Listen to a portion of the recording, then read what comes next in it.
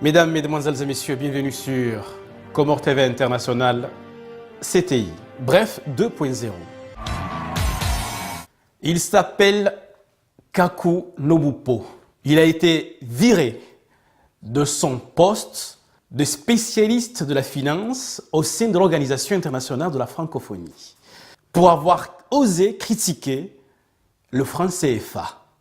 Écoutez-le tout d'abord, les raisons de son éjection de cette organisation dont on pense si démocratique. On nous dit que le franc CFA est une bonne chose sur le plan économique. Mais quand vous observez, nous n'échangeons pas entre nous. Quand nous prenons la part des échanges intracommunautaires, elle ne dépasse pas 15%. Au sein de la zone euro, elle dépasse 60%. Or, si vous n'échangez pas entre vous, vous n'avez pas de raison de partager la même monnaie. Parce que l'intérêt d'avoir la même monnaie, c'est d'éviter les risques de change et les coûts de transaction. Donc, à quoi ça nous sert de garder le CFA si nous n'échangeons même pas entre nous avec ce franc CFA? Et pire encore, même la France, qui garantit soi-disant ce système, n'échange pas en priorité avec les pays de la zone franc en Afrique. Les 3 premiers partenaires commerciaux de la France en Afrique sont le Nigeria, l'Angola et l'Afrique du Sud. Aucun des pays de la zone franc. Okay. Donc c'est une arnaque. Plusieurs chefs d'État ou plusieurs personnalités ont été tout bonnement éliminées pour avoir critiqué ou osé dire que le franc CFA est un frein au développement du continent. Sitina Youssouf a rassemblé ces personnalités éliminées ou menacées de mort parce qu'ils ont critiqué le franc CFA. Le franc CFA, cette devise créée en 1945 par l'État français pour ses colonies, ne finit pas de défrayer la chronique. Malgré leur indépendance, plusieurs pays d'Afrique continuent encore aujourd'hui de l'utiliser sur 2 formes. Le franc de la communauté financière en Afrique pour les 8 membres de l'Union économique et monétaire ouest-africaine et le franc de la coopération financière en Afrique centrale. La faute de l'économiste Kaku Nobupo, avoir tout simplement publié une tribune anti-CFA le 29 novembre dernier sur le site Le Monde Afrique au lendemain du discours du président français Emmanuel Macron à Ouagadougou. Du coup, il s'en va, reste là. Courrier évoquant les protestations des chefs d'État lui a signifié la suspension de ses fonctions à titre conservatoire avant un probable licenciement. Le dernier cas en date est celui de Kémy Séba, un activiste franco-béninois. Il a été interpellé le 25 août dernier puis expulsé en France par les autorités sénégalaises pour avoir mis le feu à un billet de banque lors d'un rassemblement de son association, l'ONG Urgence panafricaniste.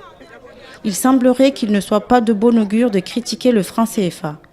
Depuis des années, bon nombre de médias locaux mettent en évidence le destin des leaders africains qui ont été déchus, qui ont vu la situation de leur pays déstabilisée ou pire encore qui ont péri suite à des réserves exprimées contre le franc CFA. La liste est longue, les suspicions d'une responsabilité française aussi. De Ahmed Sékou Touré en 1958 pour la Guinée à Muammar Kadhafi en Libye en 2011.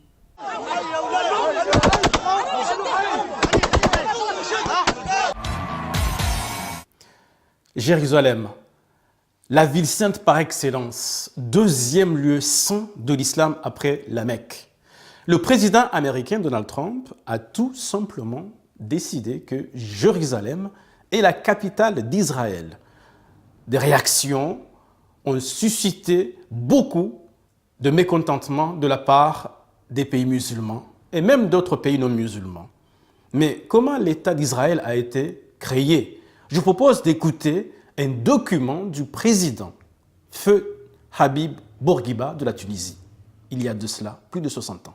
Il faut revenir, n'est-ce pas, à la réalité. La réalité, c'est qu'il y a une grande province de Palestine qui a été divisée par l'ONU pour accorder aux Juifs un Rome national où ils seraient en sécurité à l'abri des pogroms, n'est-ce pas, des fours crématoires, des humiliations qu'ils ont connues en Europe et surtout en Europe centrale et orientale, mais jamais dans le monde arabe. Plusieurs pays musulmans se sont réunis à Istanbul pour parler de la Palestine et de la situation qui vaut actuellement avec la déclaration des États-Unis. Une fois de plus, je propose un éclairage avec Sitina Youssouf. Dışişleri Bakanları, farklı bakanlar da Ce mercredi 13 décembre, le président turc Recep Tayyip Erdogan a convoqué un sommet extraordinaire de l'Organisation de coopération islamique. Une vingtaine de dirigeants et de représentants des principaux pays musulmans tels que l'Iran, la Jordanie, le Liban ou encore l'Arabie saoudite étaient donc réunis afin de trouver une réponse commune suite à la décision de l'administration américaine. La réponse du chef d'État turc est sans détour. J'invite les pays qui défendent le droit international et la justice à reconnaître Jérusalem occupée comme capitale de la Palestine, a déclaré Erdogan lors de l'ouverture du sommet. Il a également qualifié l'État hébreu d'État d'occupation et d'État terroriste. De son côté, le leader palestinien Mahmoud Abbas a estimé qu'il n'y aurait ni paix ni stabilité sans cela.